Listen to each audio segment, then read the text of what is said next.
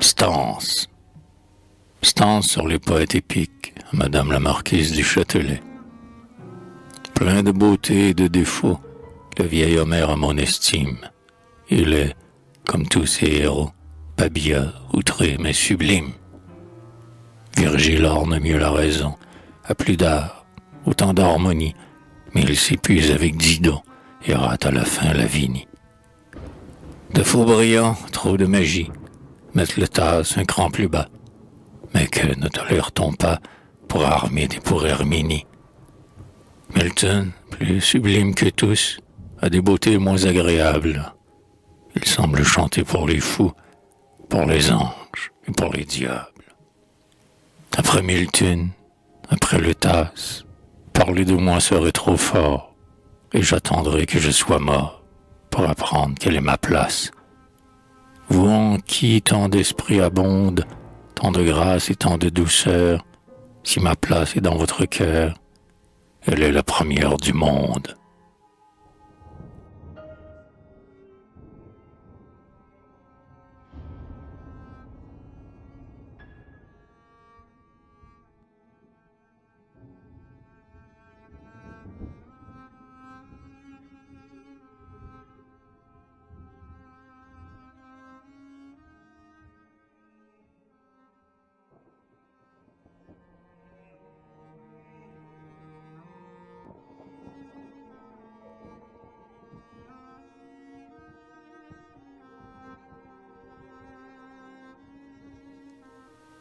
Un monsieur de Folcaquier. Vous, philosophe, ah, quel projet! N'est-ce pas assez d'être aimable? Aurez-vous bien l'air, en effet, d'un vieux raisonneur vénérable?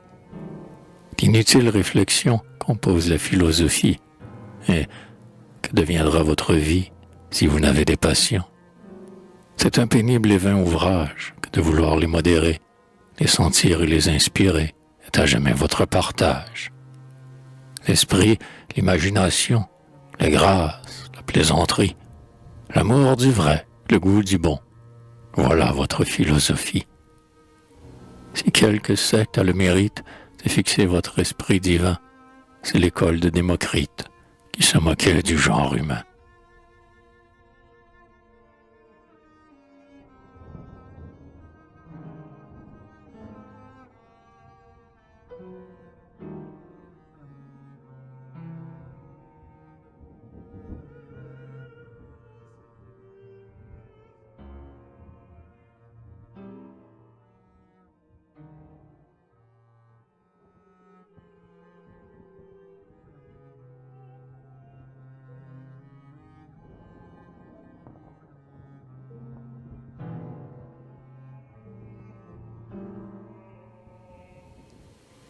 Un monsieur de Folcaquier, au nom de Madame la Marquise du Châtelet, à qui il avait envoyé une pagode chinoise. Ce gros chinois en tout diffère du français qui me l'a donné. Son ventre en tonne est façonné, et votre taille est bien légère. Il a l'air de s'extasier en admirant notre hémisphère. Vous aimez à vous égayer, pour le moins sur la race entière que Dieu s'avisa d'y créer. Le cou penché, clignant les yeux, il rit aux anges d'un sourire. Vous avez de l'esprit comme je le crois et je l'entends dire. Peut-être, en vous parlant ainsi, si vous donnez trop de louanges, mais il se pourrait bien aussi que je fais trop d'honneur aux anges.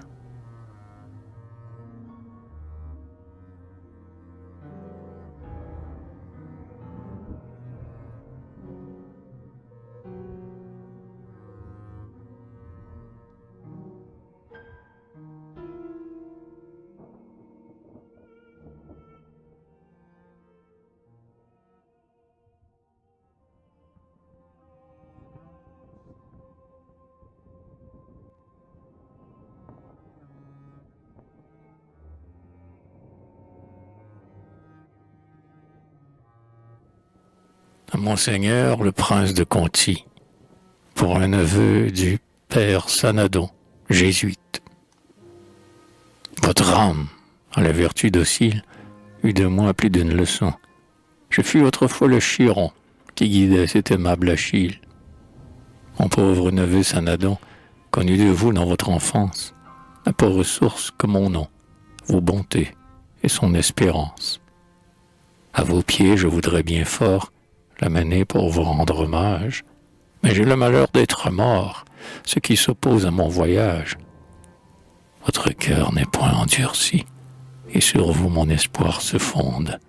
Je n'ai plus rien dans l'autre monde. Vous pouvez tout dans celui-ci. Je pourrais me faire un mérite d'avoir pour vous bien prié Dieu, mais jeune prince aime fort peu les orimus d'un vieux jésuite. Je ne sais d'où dater ma lettre.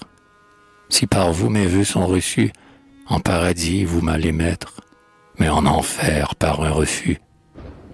Non, mon neveu seul misérable est seul à souffrir condamné, car qui n'a rien se donne au diable, empêchez qu'il ne soit damné.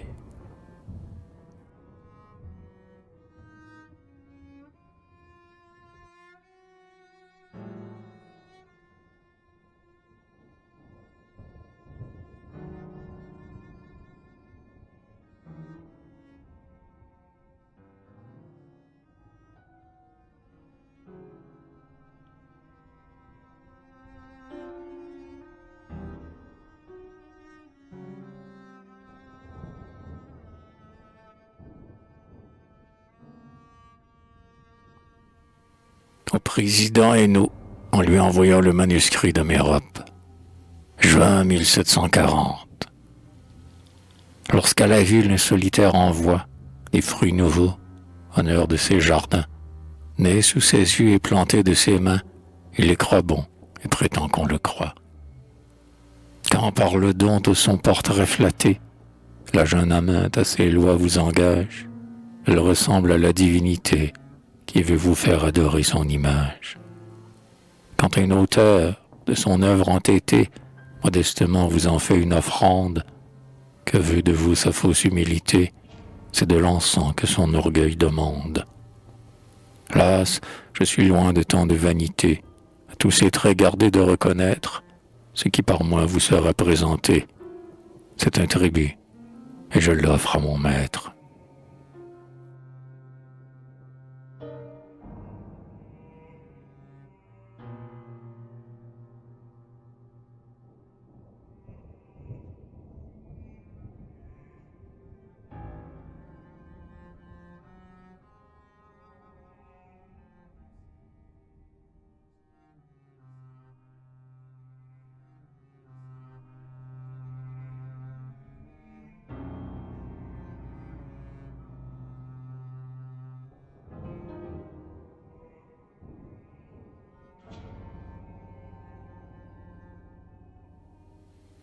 Au roi de Prusse, sur Monsieur Honny, marchand de vin, à Bruxelles, le 26 auguste 1740.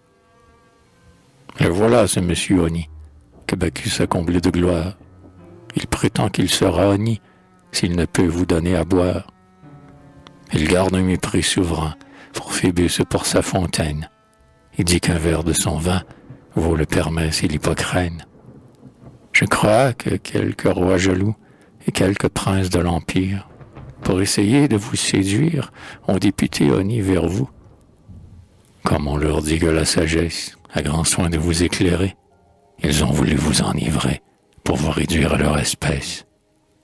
Cher Honny, cette trahison est un bien faible stratagème. Jamais Bacchus et l'amour même ne prend rien sur sa raison. Le dieu des amours et le vôtre, Honny, sont les dieux du plaisir. Tous deux sont faits pour le servir, mais ils ne servent ni l'un ni l'autre. Sans doute Bacchus et l'amour de son point ennemi du sage. Il le reçoit sur son passage, sans leur permettre un long séjour.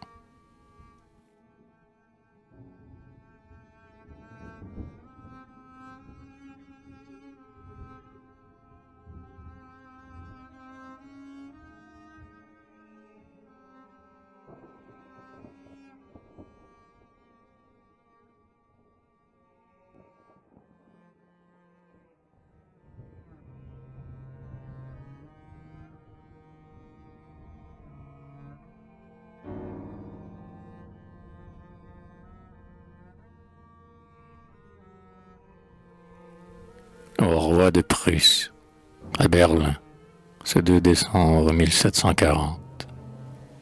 Adieu, grand homme, adieu, coquette, esprit sublime et séducteur, fait pour l'éclat, pour la grandeur, pour les muses, pour la retraite. Adieu, vainqueur protecteur du reste de la Germanie, le moindre chétif raisonneur et de la noble poésie. Adieu, 30 âmes dans un corps, que les dieux comblèrent de grâce, qui réunissaient les trésors qu'on voit divisés au Parnasse. Adieu, vous dont l'auguste main, toujours au travail occupé, tient, pour l'honneur du genre humain, la plume, la lyre et l'épée. Vous qui prenez tous les chemins de la gloire la plus durable, avec nous autres si traitables, si grands avec les souverains. Vous qui n'avez point de faiblesse, pas même celle de blâmer ceux qu'on voit un peu trop aimer, ou leurs erreurs ou leurs maîtresses. Adieu, puis-je me consoler par votre amitié noble et pure. Le roi me fait un peu trembler, mais le grand homme me rassure.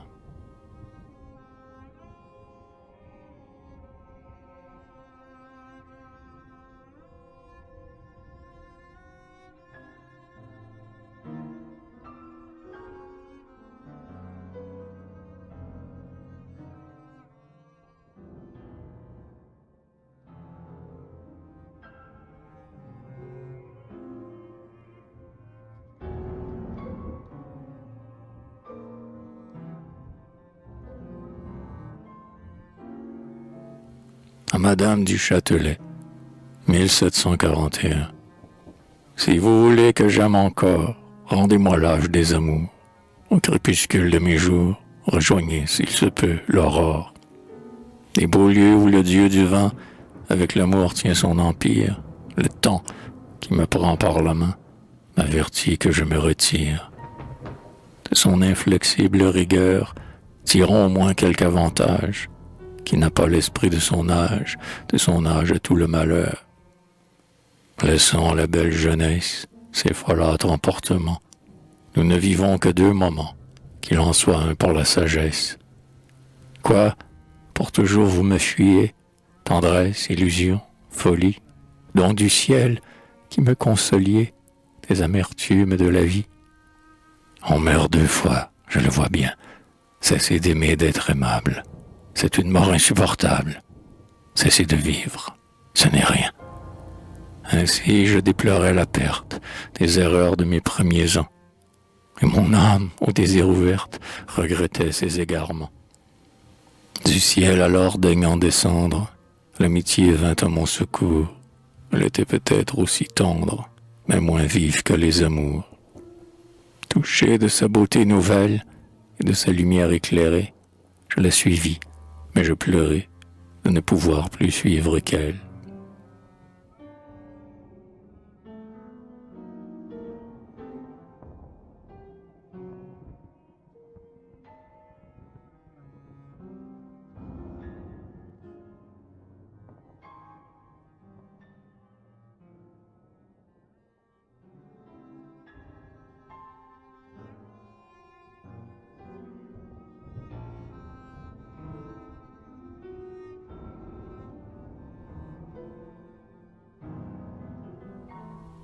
À Monsieur Van Haren, député des États généraux, 1743. Démosthène au conseil et Pindare au Parnasse, l'auguste vérité marche devant tes pas. Tireté a dans ton sein répandu son audace, et tu tiens sa trompette, organe des combats. Je n'ai pu t'imiter, mais j'aime ton courage. Né pour la liberté, tu penses en héros, mais qui naquit sujet ne doit penser qu'en sage, et vivre obscurément s'il veut vivre en repos. Notre esprit est conforme aux lieux qui l'ont vu naître. À Rome on est esclave, à Londres citoyen. La grandeur d'un batave est de vivre sans maître, et mon premier devoir est de servir le mien.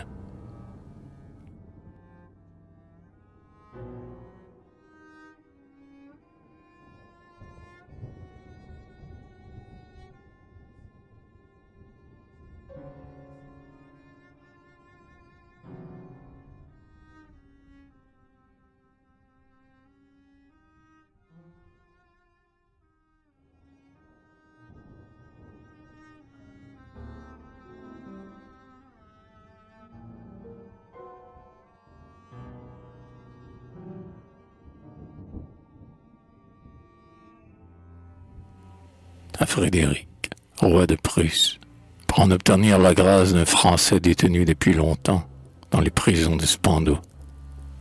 1743. Génie universel, âme sensible et ferme, grand homme, il est sous vous de malheureux mortels. Et quant à ses vertus, on n'a point mis de terme, on en met au tourment des plus grands criminels. Depuis 20 ans entiers, faut-il qu'on abandonne un étranger mourant au poids affreux des fers. Pluton punit toujours, mais Jupiter pardonne. N'imiterez-vous plus que le dieu des enfers? Voyez autour de vous les prières tremblantes, filles du repentir, maîtresses des grands cœurs, s'étonner d'arroser de larmes puissantes la généreuse main qui sécha tant de pleurs. Ah, pourquoi m'étaler avec magnificence ce spectacle brillant où triomphe Titus, pour embellir la fête, égaler sa clémence, et l'imiter en tout, ou ne la vantez plus.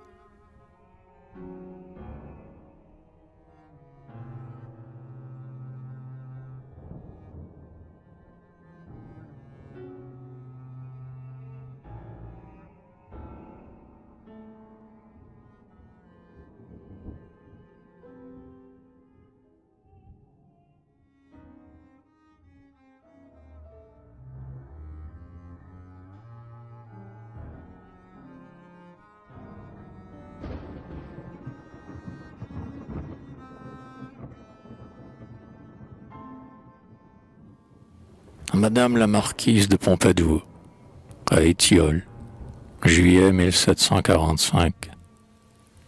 Il sait aimer, il sait combattre, il envoie en ce beau séjour un brevet digne d'Henri IV, signé Louis, Mars et l'amour.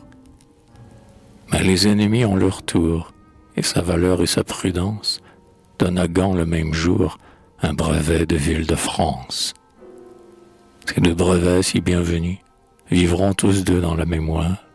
Chez lui, les autels de Vénus sont dans le temple de la gloire.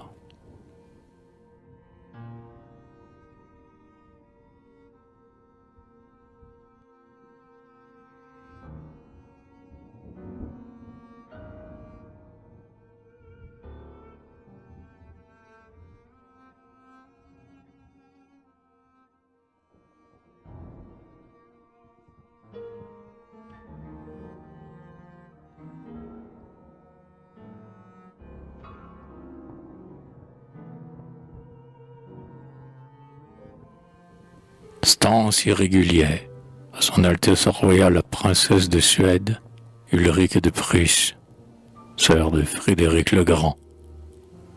Janvier 1747. Souvent la plus belle princesse languit dans l'âge du bonheur. L'étiquette de la grandeur, quand rien n'occupe et n'intéresse, laisse un vide affreux dans le cœur. Souvent même un grand roi s'étonne, entouré de sujets soumis, que tout l'éclat de sa couronne, jamais en secret ne lui donne ce bonheur qu'elle avait promis. On croirait que le jeu console, mais l'ennui vient à pas compter, à la table d'un cavagnol, s'asseoir entre des majestés. On fait tristement grande chair, sans dire et sans écouter rien, tandis que les bêtés vulgaires vous assiègent, vous considèrent, et croient voir le souverain bien. Le lendemain, quand l'hémisphère est brûlé des feux du soleil, on s'arrache au bras du sommeil, sans savoir ce que l'on va faire. De soi-même peu satisfait, on vue du monde, il embarrasse. Le plaisir fuit, le jour se passe, sans savoir ce que l'on a fait. Ô temps, ô perte irréparable, quel est l'instant où nous vivons? Quoi, la vie est si peu durable, et les jours paraissent si longs. Princesse ou déçue de votre âge, de deux cours augustes ornements, vous employez utilement ce temps qui si rapidement trompe la jeunesse volage. Vous cultivez l'esprit charmant que vous a donné la nature. Les réflexions, la lecture en font le solide aliment, le bon usage et la parure. S'occuper, c'est savoir jouir. L'oisiveté pèse et tourmente. L'âme est un feu qu'il faut nourrir, et qui s'éteint s'il ne s'augmente.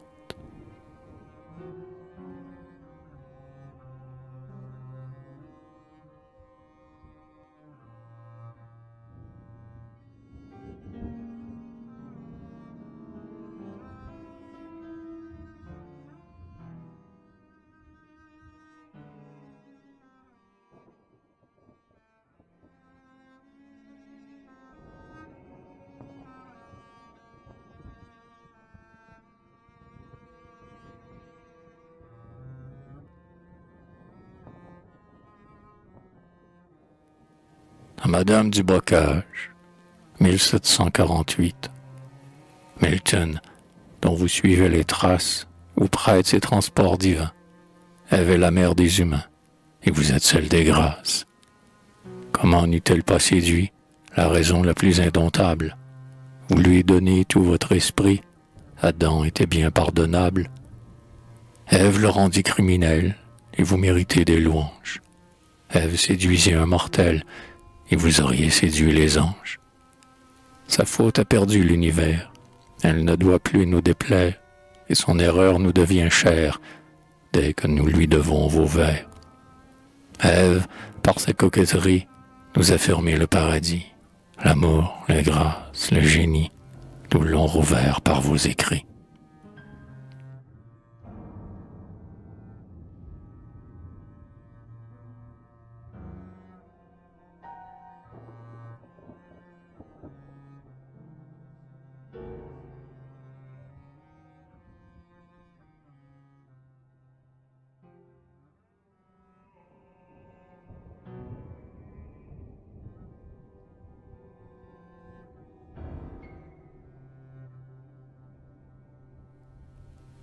Sur le Louvre, 1749. Monument imparfait de ce siècle vanté, qui sur tous les beaux-arts a fondé sa mémoire, vous verrai-je toujours, en attestant sa gloire, faire un juste reproche à sa postérité? Faut-il que l'on s'indigne alors qu'on vous admire, et que les nations qui veulent nous braver, fiers de nos défauts, soient en droit de nous dire que nous commençons tout pour ne rien achever? Mais, au nouvel affront, quel coupable audace vient encore avilir ce chef-d'œuvre divin? Quel sujet entreprend d'occuper une place faite pour admirer les traits du souverain? Louvre, palais pompeux dont la France sonore, sois digne de Louis, ton maître et ton appui. Sors de l'état honteux où l'univers t'aborde, et dans tout ton éclat, montre-toi comme lui.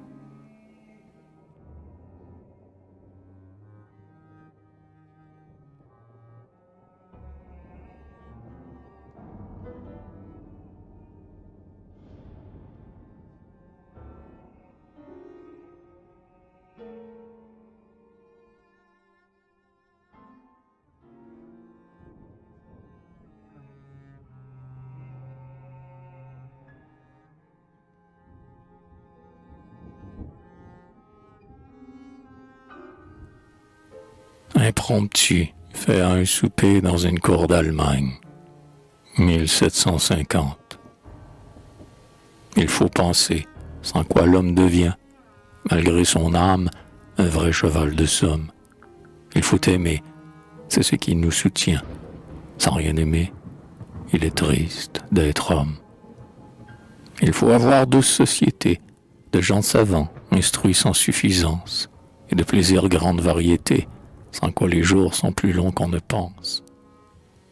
Il faut avoir un ami qu'en tout temps, pour son bonheur, on écoute, on consulte, qui puisse rendre à notre âme en tumulte les mots moins vifs et les plaisirs plus grands.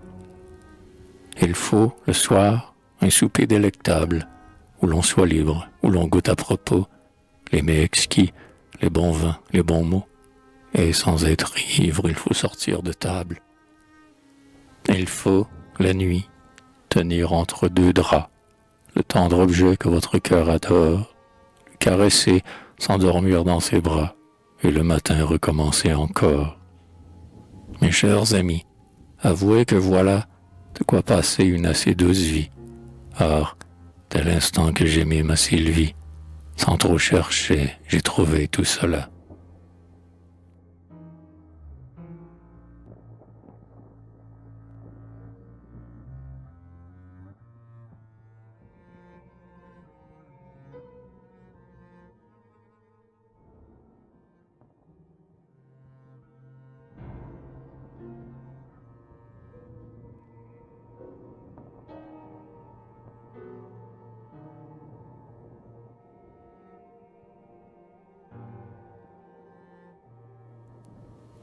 Au roi de Prusse, 1750. La mère de la mort, la vieillesse pesante, a de son bras d'air incourbé mon faible corps, et des mots qu'elle entraîne une suite effrayante de mon âme immortelle attaque les ressorts. Je brave tes assauts, redoutable vieillesse, je vis auprès d'un sage, et je ne te crains pas.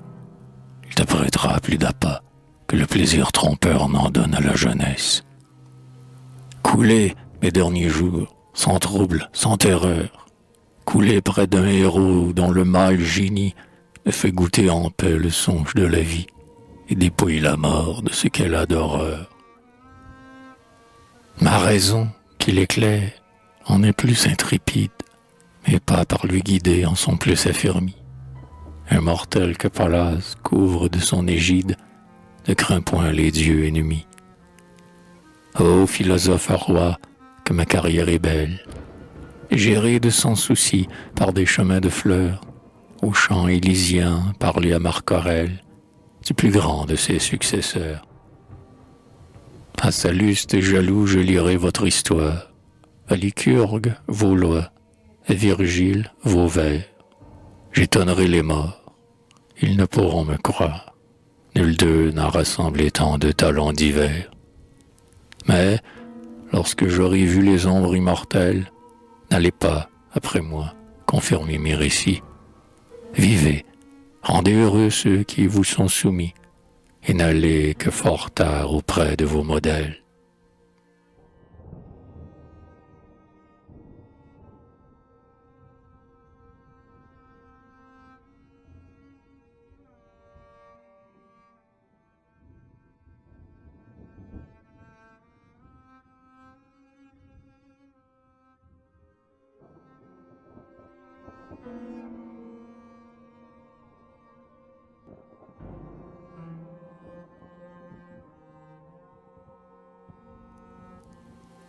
Au roi de Prusse, 1751.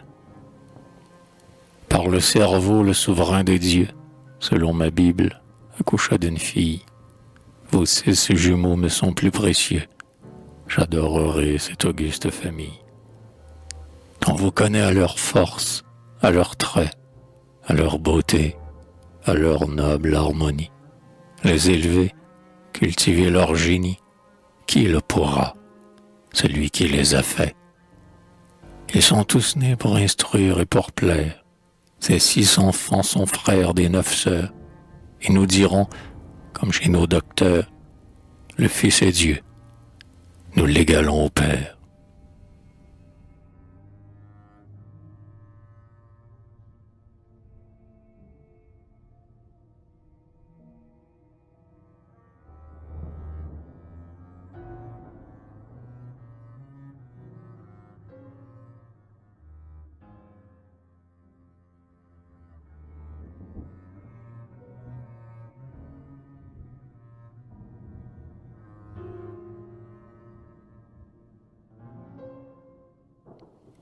Au roi de Prusse, 1751. Jadis l'amant de Madeleine changea l'eau claire en mauvais vin. Vos eaux, par un art plus divin, deviennent les eaux d'Hippocrène. J'en devrais boire un verre ou deux, car certaine humeur scorbutique, qui n'est point du tout poétique, rend mon esprit très langoureux. Roi, philosophe, auteur fameux, grand homme et surtout âme aimable, buvez, soyez toujours heureux, et je serai moins misérable.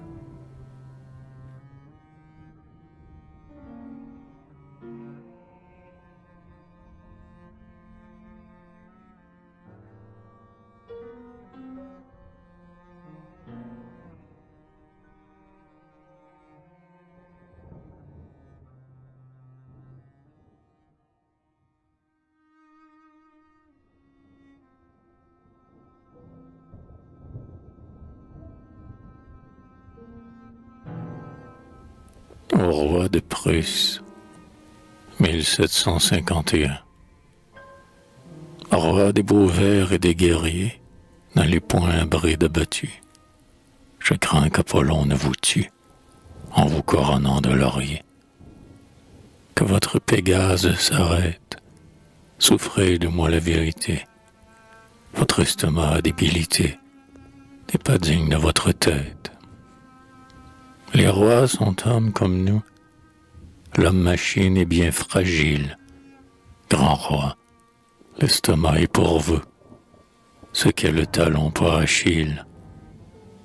Hélas, chaque homme a son défaut, j'en ai beaucoup, et je vous jure que je combats comme il le faut pour dompter en moi la nature. Jusqu'ici j'ai mal profité, que le ciel, à qui je m'adresse, vous rende enfin votre santé et m'accorde votre sagesse.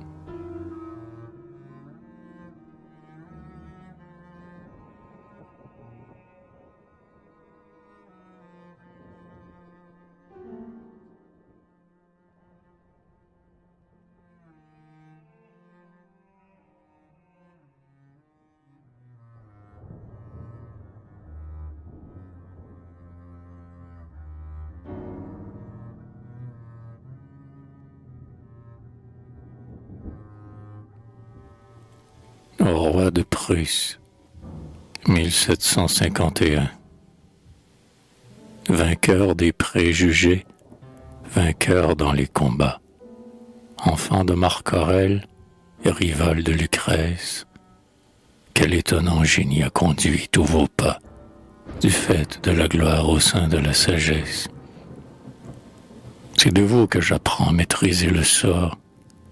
Par vos grandes leçons, ma raison raffermit, fait de mes derniers jours les beaux jours de ma vie, et brave, ainsi que vous, les horreurs de la mort. Dieu juste, s'il en est, quoi, cette âme si belle, n'est-il qu'un composé de vos 4 éléments? L'esprit de ce grand homme est-il une étincelle qui s'évapore avec les sens? Rentrez, esprit commun, dans la nuit éternelle. Périssez tout entier, soyez anéantis. Âme de Frédéric, vous êtes immortel, ainsi que ses vertus, sa gloire et ses écrits.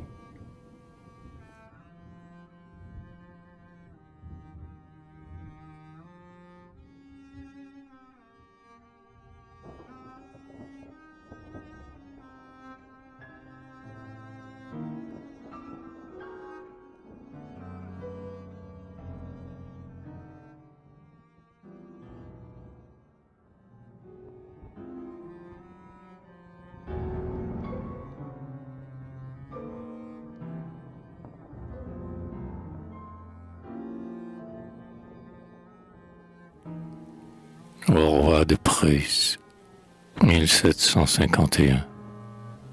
Du bas de votre beau vallon, qui devient bel hôpital, je renvoie Mars Apollon, ses beaux vers en original. Vous êtes le dieu des licans, le dieu de la société, et je vous dis pour raison, soyez le dieu de la santé.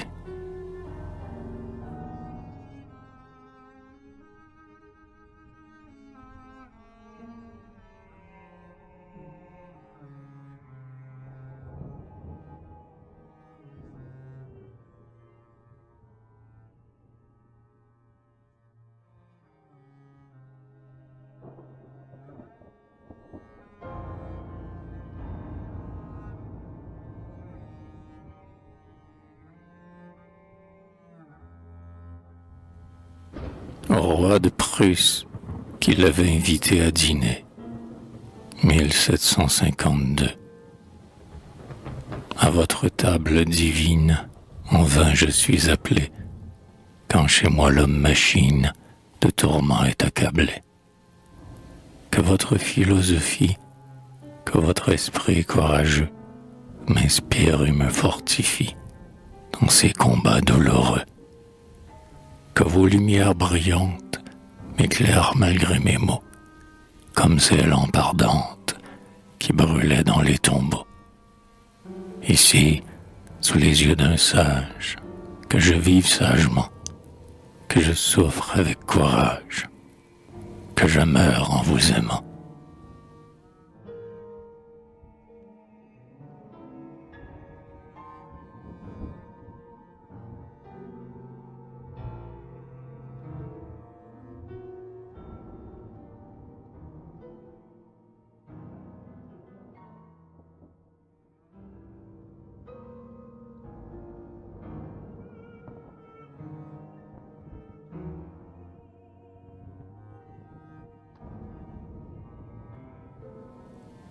Madame Denis, aux Délices, 1755.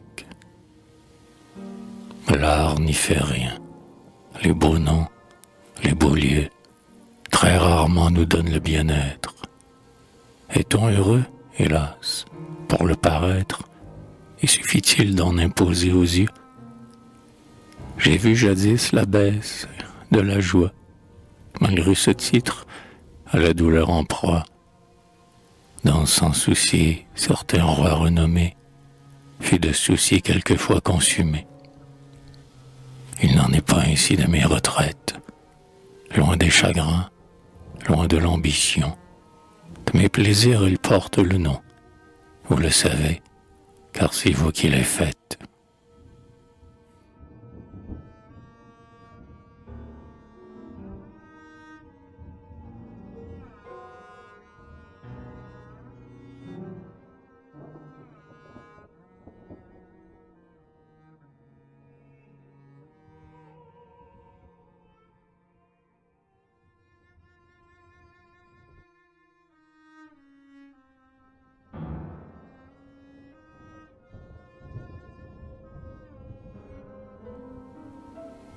Les torts, 1757. Non, je n'ai point tort d'oser dire ce que pensent les gens de bien, et le sage qui ne craint rien a le beau droit de tout écrire. J'ai 40 ans bravé l'Empire, des lâches tyrans des esprits, et dans votre petit pays, j'aurais grand tort de me dédire.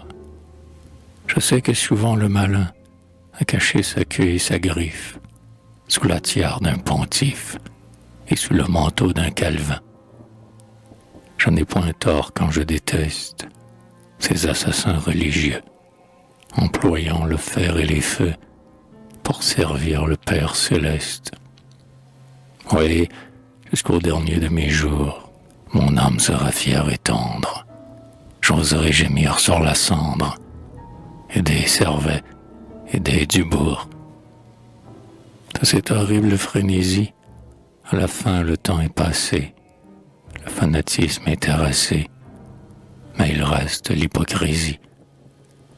Farceur en manteau étriqué, mauvaise musique d'église, mauvais vers et sermons croqués. Ai-je tort si je vous méprise?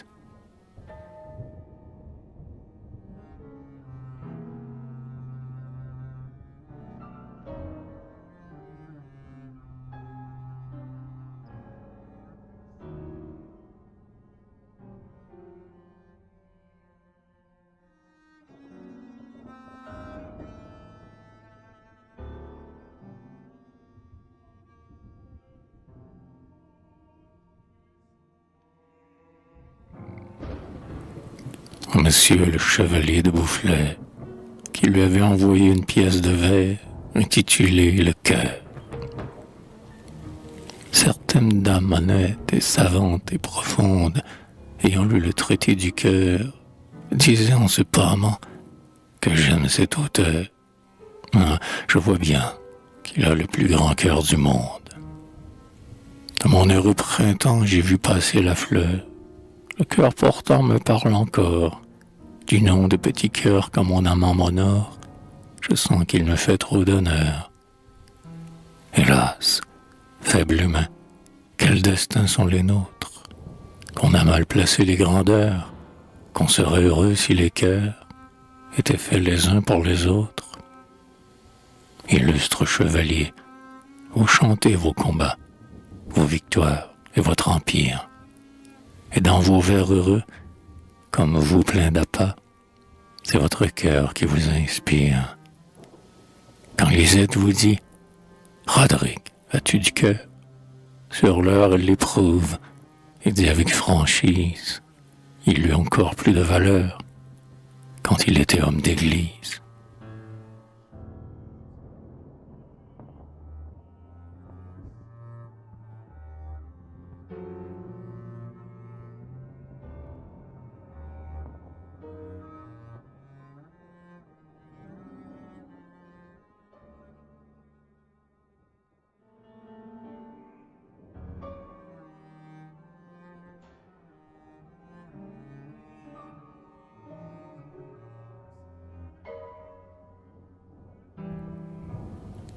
À Monsieur Deodati de Tovasi, à Ferney, le 1er février 1761.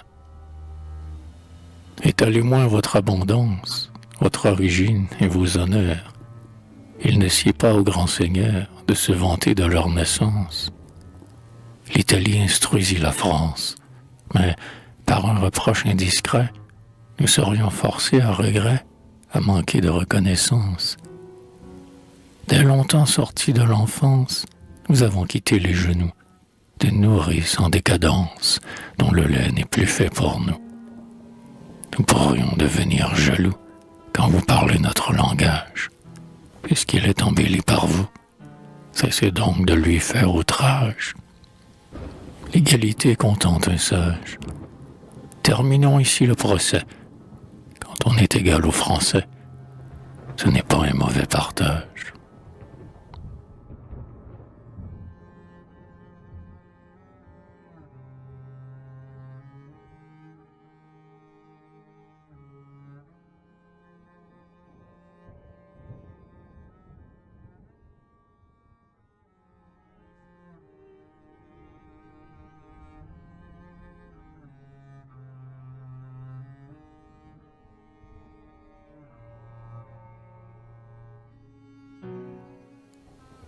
À Monsieur Blanc de Saint-Maur, 1761.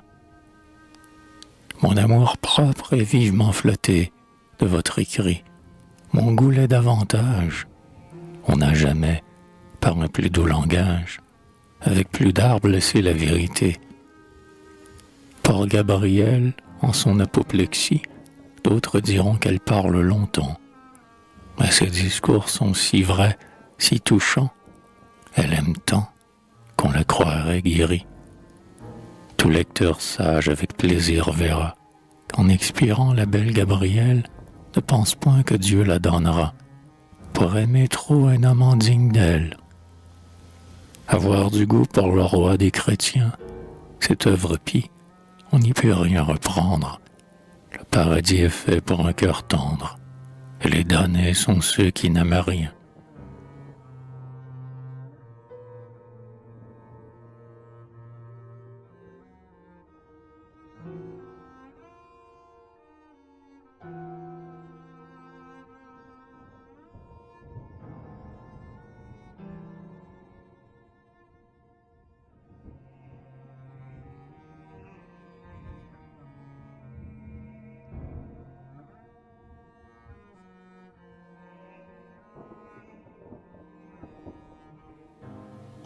À l'impératrice de Russie Catherine II, à l'occasion de la prise de Chokzim par les Russes en 1769.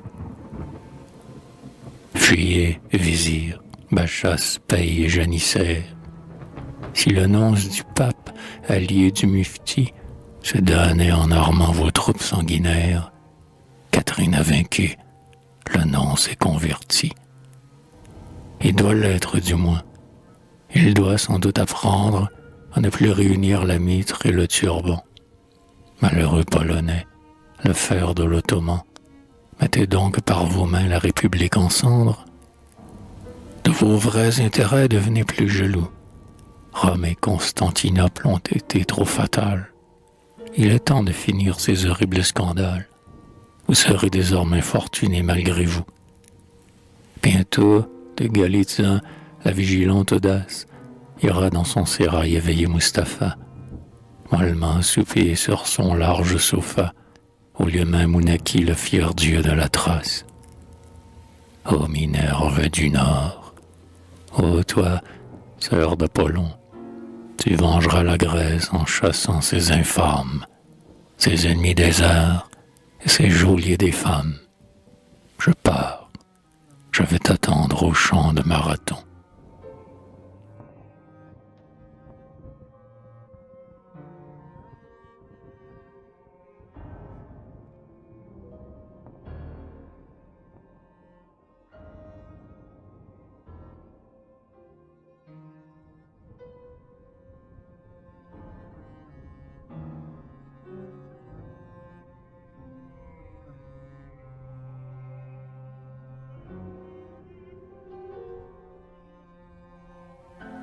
Madame la duchesse de Choiseul, sur la fondation de Versoix, 1769. Madame, un héros destructeur, s'il est grand, n'est qu'un grand coupable. J'aime bien mieux un fondateur. L'un est un dieu, l'autre est un diable. Dites bien votre mari que des 9 filles de mémoire, il sera le seul favori.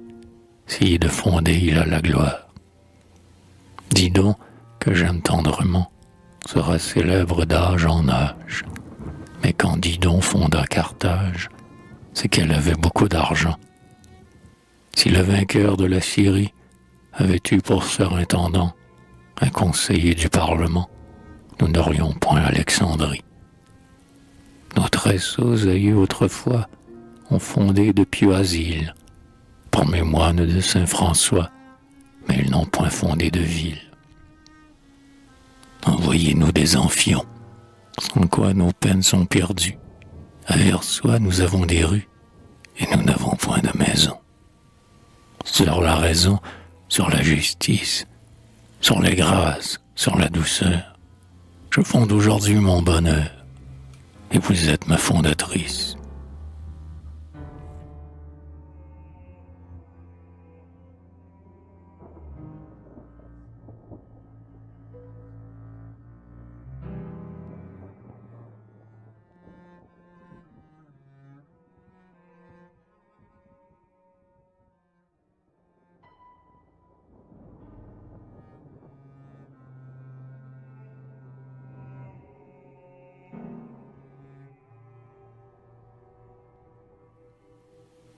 À Monsieur Sorin, de l'Académie française, sur ce que le général des Capucins avait agrégé l'auteur à l'ordre de Saint-François, en reconnaissance de quelques services qu'il avait rendus à ses moines. 1770. Il est vrai, je suis capucin, c'est sur quoi mon salut se fonde. Je ne veux pas, dans mon déclin, finir comme les gens du monde. Mon malheur est de n'avoir plus, dans mes nuits, ces bonnes fortunes, ces nobles grâces des élus, chez mes confrères si communes. Je ne suis point un frère frappard, confessant sœur Luce ou sœur Nice. Je ne porte point le cilice de Saint-Grisel, de Saint-Biat. J'achève doucement ma vie. Je suis prêt à partir demain, en communion de la main du bon curé de Mélanie. Dès que monsieur l'abbé Terray a su ma capucinerie, de mes biens il m'a délivré. Que servait-il dans l'autre vie? J'aime fort cet arrangement. Il est leste et plein de prudence. Plus à Dieu qu'il en fit autant à tous les moines de la France.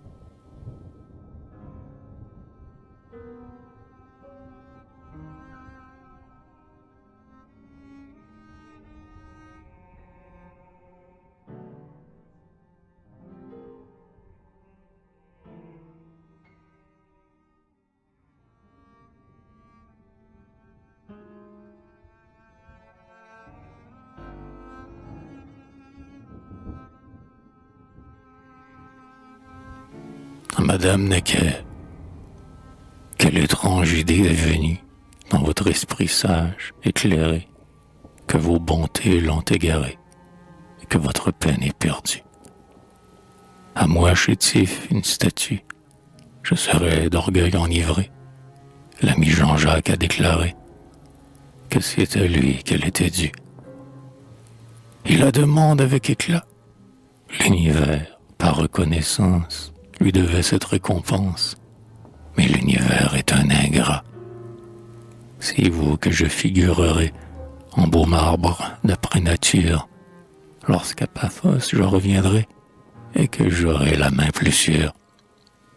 Ah, si jamais de ma façon de vos attraits on voit l'image, on sait comment Pygmalion traitait autrefois son ouvrage.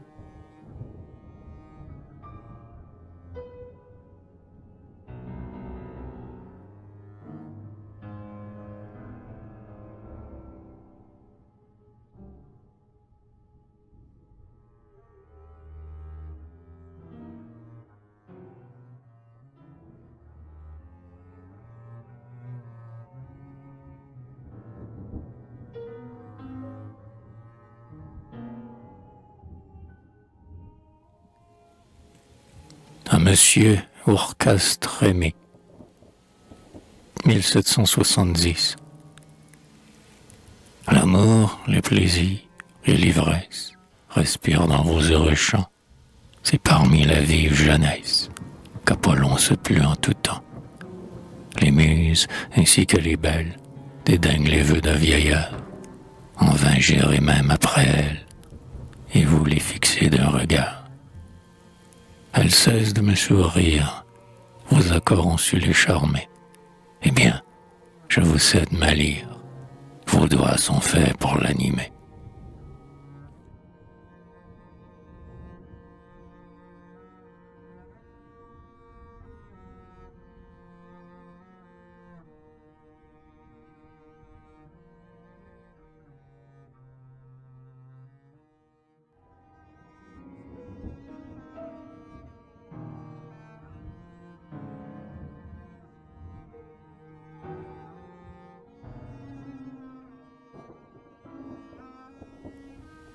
Monsieur de, en réponse à des vers que la Société de la Tolérance de Bordeaux lui avait envoyés. Vous voulez donc édifier un beau temple à la tolérance. Je prétends y sacrifier. C'est ma sainte de préférence. À vos maçons, j'ai pu fournir des pierres pour cette entreprise. Les dévots s'en voulaient servir pour me lapider dans l'église. Mais je sais ce qu'ont ordonné les maximes de l'Évangile. En bon chrétien, j'ai pardonné aux méchants comme à l'imbécile.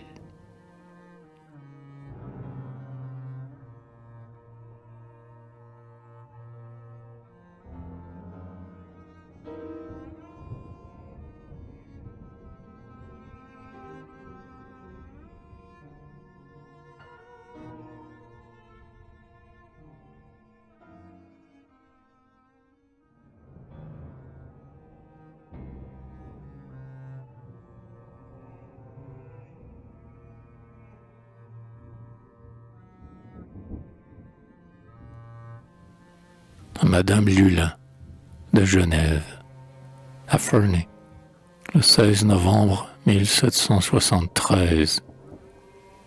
Et quoi, vous êtes étonné qu'au bout de 80 hivers, ma muse faible et surannée puisse encore fredonner des vers? Quelquefois un peu de verdure rit sous les glaçons de nos champs. Elle console la nature, mais elle sèche en peu de temps. Un oiseau peut se faire entendre après la saison des beaux jours, mais sa voix n'a plus rien de tendre, il ne chante plus ses amours. Ainsi je touche encore ma lyre, qui n'obéit plus à mes doigts. Ainsi j'essaye encore ma voix, au moment même qu'elle expire. Je veux, dans mes derniers adieux, disait Tibulle à son amante, attacher mes yeux sur tes yeux, te presser de ma main mourante. Mais quand on sent qu'on va passer, quand l'âme fuit avec la vie, a-t-on des yeux pour voir des lits et des mains pour la caresser. En ce moment, chacun oublie tout ce qu'il a fait en santé. Quel mortel s'est jamais flatté de rendez-vous à l'agonie. Dilly elle-même, à son tour, s'en va dans la nuit éternelle, en oubliant qu'elle fut belle et qu'elle a vécu pour l'amour. Nous naissons, nous vivons, bergère, nous mourrons sans savoir comment. Chacun est parti du néant. Où va-t-il? Dieu le sait, ma chère.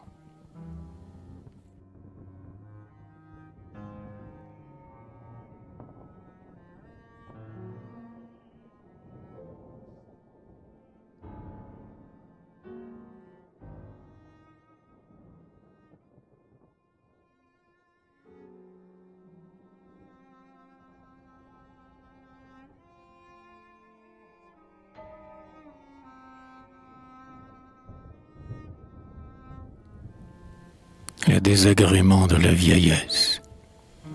Oui, je sais qu'il est doux de voir dans ces jardins ces beaux fruits incarnats et de perses et d'épires, savourer en paix la sève de ces vins et de manger ce qu'on admire. J'aime fort un faisan qu'à propos on rôtit, de ces perdreaux maillés le fumet seul m'attire, mais je voudrais encore avoir de l'appétit.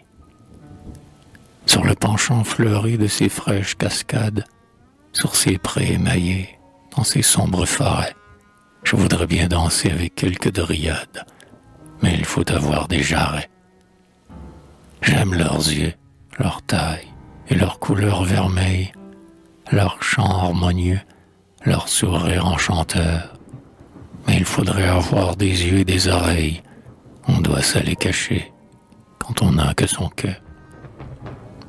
Vous serez comme moi quand vous aurez mon âge, archevêque, abbé, emporprés cardinaux, princes, rois, fermiers généraux, chacun avec le temps devient tristement sage. Tous nos plaisirs n'ont qu'un moment. Hélas, quel est le cours et le but de la vie? Des fadaises et le néant? Ô Jupiter, suffit en nous créant une froide plaisanterie.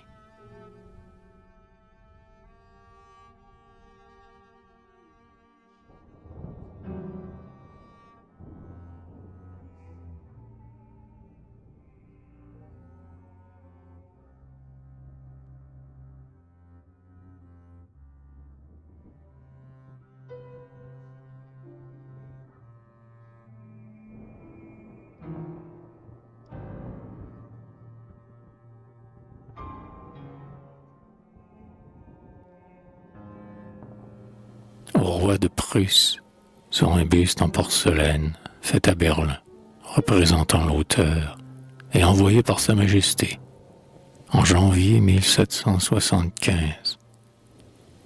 Épictète, au bord du tombeau, a reçu ce présent des mains de Marc Aurèle. Il a dit « Mon sort est trop beau, j'aurais vécu pour lui, je lui mourrai fidèle. » Nous avons cultivé tous deux les mêmes arts et la même philosophie. Moi sujet, lui monarque et favori de Mars, tous les deux parfois objets d'un peu d'envie. Il rendit plus d'un roi de ses exploits jaloux. Moi, je fus harcelé des gredins du Parnasse. Il eut des ennemis, il les dissipa tous, et la troupe des miens dans la fange coasse. Les cagots m'ont persécuté, les cagots à ses pieds frémissaient en silence. Lui sur le trône assis, moi dans l'obscurité, nous prêchâmes la tolérance. Nous adorions tous deux le Dieu de l'univers, car il en est un, quoi qu'on dise, mais nous n'avions pas la sottise de le déshonorer par des cultes pervers. Nous irons tous les deux dans la céleste sphère, lui fort tard, moi bientôt. Il obtiendra, je crois, un trône auprès d'Achille, et même auprès d'Homère, et j'y vais demander un tabouret pour moi.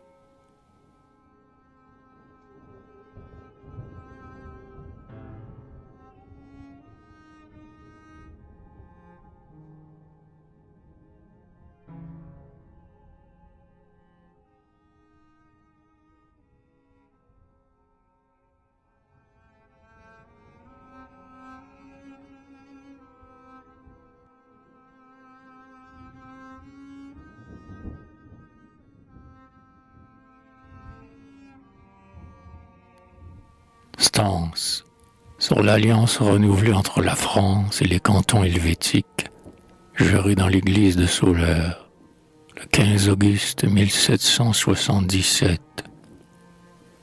Quelle est dans ces lieux saints cette solennité des fiers enfants de la victoire?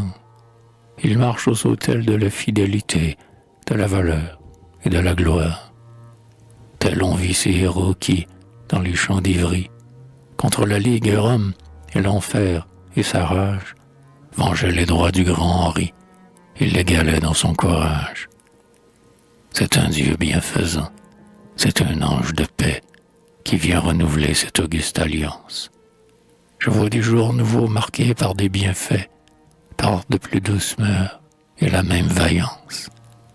On joint le caducée au bouclier de Mars, sous les auspices de Virgène. Au mont Helvétien, vous êtes les remparts des beaux lieux qu'arrose la Seine. Les meilleurs citoyens sont les meilleurs guerriers. Ainsi, Philadelphie étonne l'Angleterre.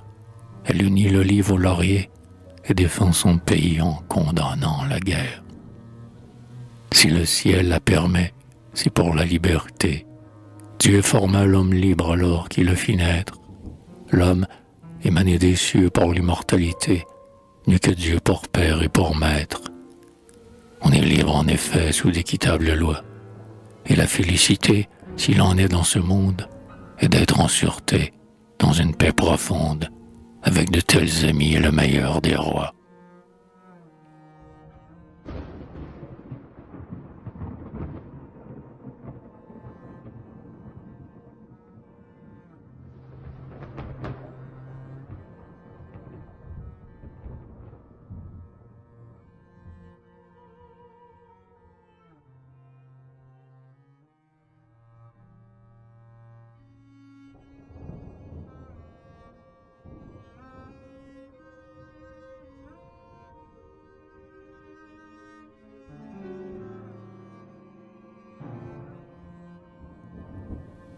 Stance ou quatrain, pour tenir lieu de ceux de Pibrac qui ont un peu vieilli. Tout annonce d'un Dieu l'éternelle existence. On ne peut le comprendre, on ne peut l'ignorer. La voix de l'univers annonce sa puissance, et la voix de nos cœurs dit qu'il faut l'adorer. Mortel, tout est pour votre usage. Dieu vous comble de ses présents. Ah, si vous êtes son image, soyez comme lui bienfaisant. Père, de vos enfants guidez le premier âge. Ne forcez point leur goût, mais dirigez leurs pas. Étudiez leurs mœurs, leurs talents, leur courage. On conduit la nature, on ne la change pas. Enfant, crains d'être ingrat. Sois soumis, doux, sincère. Obéis si tu veux qu'on t'obéisse un jour. Vois ton Dieu dans ton Père. Un Dieu veut ton amour. Que celui qui t'instruit te soit un nouveau Père.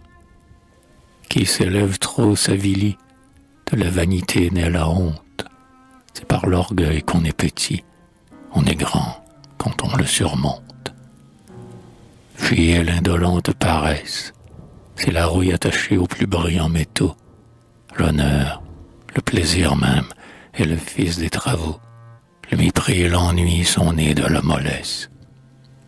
Ayez de l'ordre en tout, la carrière est aisée, quand la règle conduit Thémis, Phébus et Mars. La règle austère et sûre est le fil de Thésée, qui dirige l'esprit au dédale des arts. L'esprit fut en tout temps le fils de la nature. Il faut dans ses atours de la simplicité. Ne lui donnez jamais de trop grande parure. Quand on veut trop l'orner, on cache sa beauté. Soyez vrai, mais discret. Soyez ouvert, mais sage. Et, sans la prodiguer, aimez la vérité. Cachez-la sans duplicité. Osez la dire avec courage. Réprimez tout emportement. On se nuit alors qu'on offense, et l'on hâte son châtiment quand on croit hâter sa vengeance. La politesse est à l'esprit ce que la grâce est au visage. De la bonté du cœur, elle est la douce image, et c'est la bonté qu'on chérit. Le premier des plaisirs et la plus belle gloire, c'est de prodiguer les bienfaits, Si vous en répandez, perdez-en la mémoire. Si vous en recevez, publiez-le à jamais. La dispute est souvent funeste autant que vaine. À ces combats d'esprit, craignez de vous livrer, que le flambeau divin qui doit vous éclairer ne soit pas en vos mains le flambeau de la haine. De l'émulation, distinguez bien l'envie. L'une mène à la gloire et l'autre au déshonneur. L'une est l'aliment du génie et l'autre le poison du cœur. Par un humble maintien qu'on estime et qu'on aime, adoucissez l'aigreur de vos rivaux jaloux. Devant eux rentrez en vous-même et ne parlez jamais de vous. Toutes les passions s'éteignent avec l'âge. L'amour-propre ne meurt jamais. Ce flatteur et tyran, redoutez ses attraits et vivez avec lui sans être en esclavage.